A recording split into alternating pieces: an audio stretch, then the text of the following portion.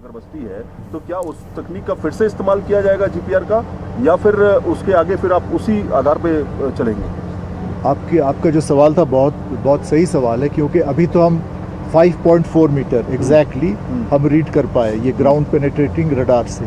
और जैसे मैंने बोला था, मैनुअली भी जो बंदा गया पाइप काटा, उसने वहाँ साफ सफाई की, उसने भी देखा हाथ डाल के मलबा में 1-1.25 मीटर तक हाथ शायद जा पाएगा, तो उसमें उसको और कोई नहीं मिले। जो एकाक उसको रॉड वगैरह मिला था वो निकाल के ले आया। तो हम ये उम्मीद करते हैं कि ये 5 मीटर हम ज़रा तेज़ी से आगे बढ़ें। उसके बाद का उस कंडीशन देख के हम इट इज़ पॉसिबल कि हम ग्राउंड पेनिट्रेटिंग रडार का फिर से इस्तेमाल करें। लोगों के एक्सपीरियंस भी हैं और बहुत सारे दूसरे सेंस भी होता है, मशीन क्या फील कर रहा है, कितना प्रेशर पे है, कितना टॉर्क पे है, ये सब पैरामीटर्स देखते हुए हम आगे का डिसीजन लेंगे। Thank you. इसमें जैसे सर ने कहा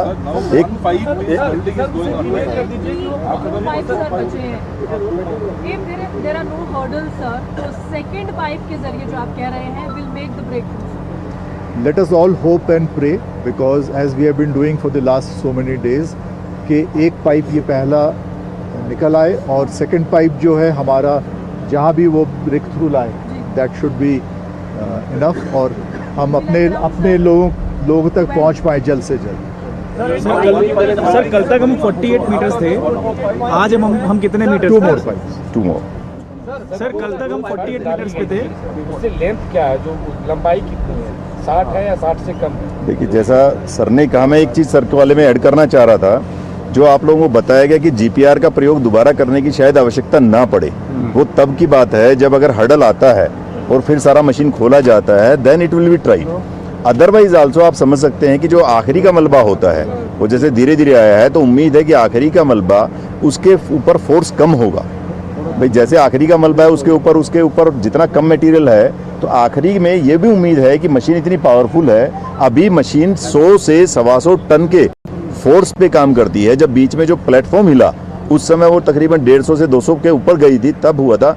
और जब 45 मीटर पे हर्डल आई थी, जब वो लैटिस गर्डल पूरी आई थी, उस समय 300 टन तक की पावर उन्होंने अप्लाई की थी। फिर भी मशीन में 600 टन तक की पावर की ये मशीन है। आप समझ सकते हैं कि मशीन बहुत पावरफुल है। प्लेटफॉर्म भी स्ट्रेंथन कर दिया गया है, तो अगर जरूरत पड़ेगी तो अभी 100-125 से चल रहा है, तो पुश अगर होगा तो आगे आखिरी वाले में तो उम्मीद ये की जा सकती है कि जल्दी पुश भी हो सकता है। लेकिन ये सब प्रोबेबिलिटीज हैं, प्रिजम्पशंस हैं। जैसा सर ने कहा, let's hope and pray that we should do please. Thank you. बाधाएं और अड़चनें कभी भी आ सकती हैं। सर कल तक 48 था, आज कितना मीटर है सर? सर मीटर कितना होगा? वही है जो कल था, उसमें बताया पाइप काटना पड़ा है कुछ, तो हम 45 आ गए सर। 46.8 मान सकते हैं। 46.8 हुआ है ना? हाँ जी, 1.2 दो नहीं 1.2 वो आपको शेयर कर दी जा रही है। हम तैयार हैं और भी हमारे पास पाइप है, बट उम्मीद रखिए कि और पाइप की जरूरत ना पड़े। 2 पाइप में हम ब्रेक थ्रू कर पाए। अच्छा, ये 700 है या 800 mm के? सर ये 700 है या 800 mm? 800। और सर अगर सर अभी ड्रिलिंग भी नहीं स्टार्ट हुई ना सर, तो और जल्द भी हो सकता है। Sir since the auger hasn't started, so we can say एक सर से एक बार 1 by 1 कर ले पहले सर को। 1 by 1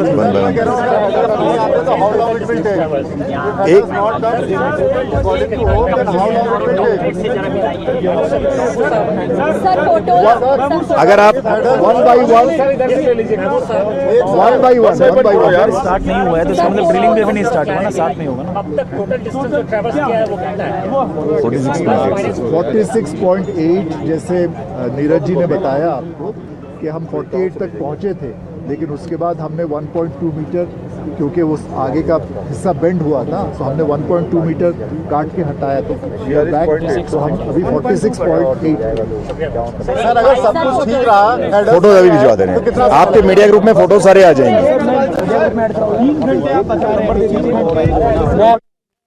तो सिलक्यारा हादसे पर यह अहम प्रेस कॉन्फ्रेंस हो रही थी, जिसमें अधिकारी तमाम उन घटनाओं को लेकर अपडेट दे रहे थे जो अब तक बाधाएं आ रही थी, और आगे जो प्लानिंग है रेस्क्यू किया जा रहा है, और शाम 6 बजे तक रेस्क्यू पूरा किया जा सकता है। अगर कोई अन्य समस्या अगर नहीं आई तो अब तक का जो रेस्क्यू किया जा रहा था उसके आधार पर ये कहा जा रहा है कि शाम 6 बजे तक ये रेस्क्यू पूरा हो सकता है। अभी ये ड्रिलिंग का काम रुका हुआ था और 2 घंटे के बाद ये फिर ड्रिलिंग का काम शुरू होगा। इसी को लेकर ये अपडेट अधिकारियों के द्वारा मीडिया के सामने रखा गया है। तो ऑगर मशीन से एक बार फिर से ऑगर मशीन का इंस्टॉलेशन हुआ है और फिर से 2 घंटे बाद ड्रिलिंग शुरू होगी। अभी फिलहाल ड्रिलिंग का काम रोक दिया गया है